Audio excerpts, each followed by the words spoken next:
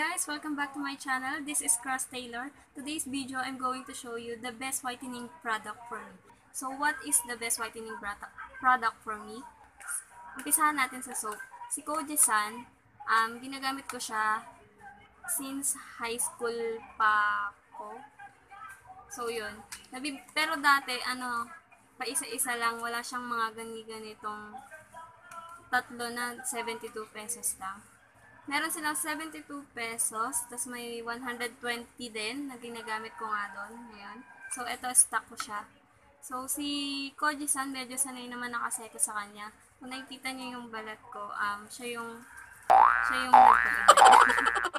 Siya yung nagpaganda. So, siya lang talaga yung ginagamit kong sabon. Wala kang ibang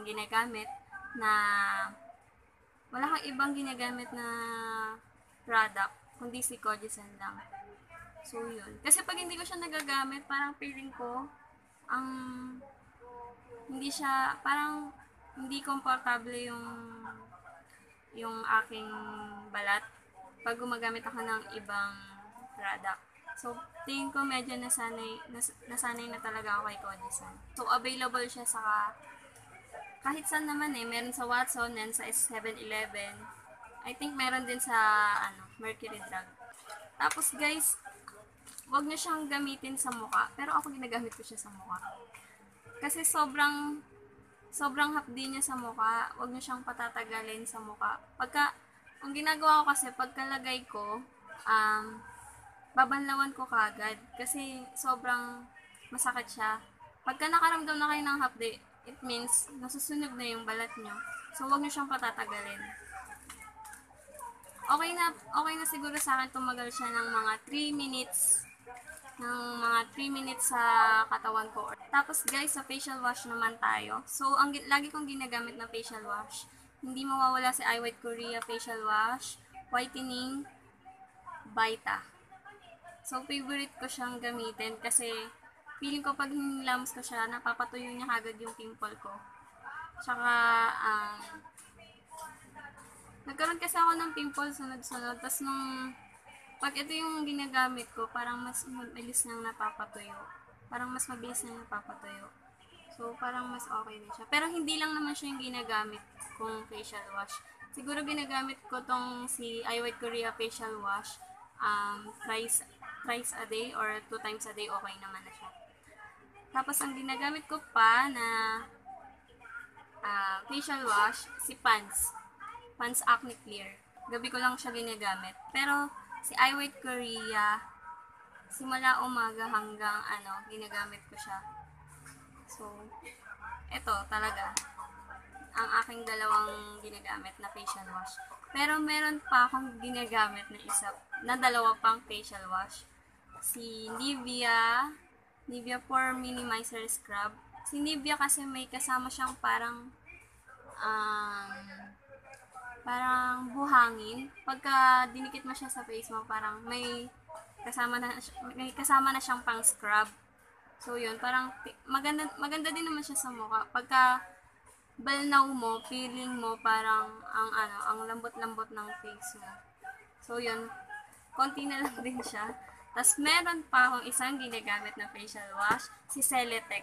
Si Celetec, sobrang ganda niya rin. Pagtapos ko siyang balnawan, parang feeling ko ang ganda-ganda. Ang ganda niya sa balat.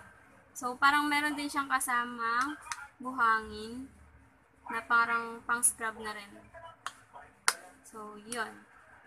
Si Celetec. Tapos, from iWhite Korea again, meron ako si 2-Minute Whitening Miracle Vita. So, yun. Puro iWhite Korea yung ginagamit ko, no? I think available na siya sa mga ganitong packaging. Meron na siyang ganitong packaging, nakita ko nung nakaraan. At least, guys, kung first time nyo gumamit ng mga sachet na product, hindi na kayo, parang maitatry nyo muna kung okay ba siya sa skin nyo or hindi. Kasi merong product, diba, na kailangan, merong product na ganito na kagad yung packaging niya. So, mapapamahal ka. Pagka ganito lang, mas mura. So, nabili ko siya ng 20 pesos lang sa Watson.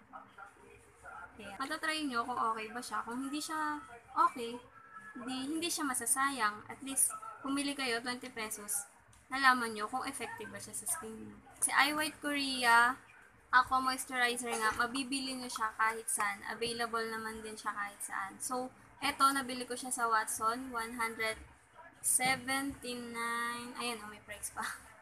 179. Nakikita nyo ba? Nagpo-focus pa. Ayun, 179 pesos. Tapos, naglalagay muna ako nito bago ako mag-apply ng makeup.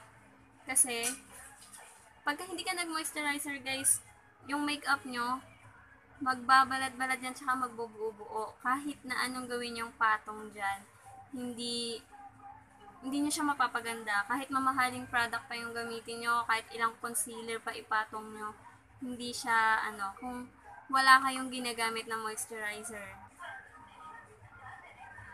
Sa lotion naman tayo, guys. Lotion, hindi ako mahilig mag-lotion. I promise, hindi talaga ako mahilig mag-lotion. Ang ginagamit ko ay sunscreen. Takot ako umitim. Sunscreen talaga laging ginagamit ko. Meron akong lotion, pero maliit lang siya. Tapos hindi ko siya masyadong ginagamit. So, yun. Pero madalas kong gamitin pag lumalabas ako, sunscreen. From Everbella na natural sunscreen. Ginagamit ko siya pagka lalabas ako. Pagka tirik yung araw. Yun. Para mas maprotektahan niya yung skin mo. Yun lang. Thank you guys. Thank you for watching.